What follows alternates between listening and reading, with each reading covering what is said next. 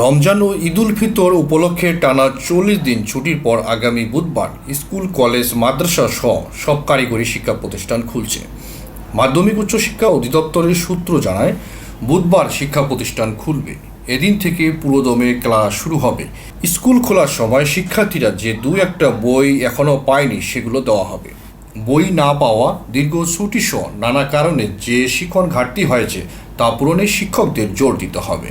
গত বছরের ২৩ ডিসেম্বর শিক্ষাপঞ্জি প্রকাশ করে শিক্ষা মন্ত্রণালয়। তাতে এ ছুটি নির্ধারিত ছিল।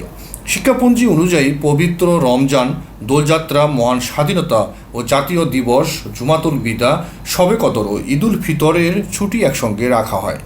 আগামী ১০ এপ্রিল শুরু হতে যাচ্ছে এসএসসি ও সমমান পরীক্ষা। যেসব স্কুলে এই পরীক্ষার কেন্দ্র পড়বে তাদের ক্ষেত্রে বিশেষ নির্দেশনা দেবে মাওসী অধিদপ্তর। শুধু পরীক্ষার দিনে ক্লাস বন্ধ থাকবে।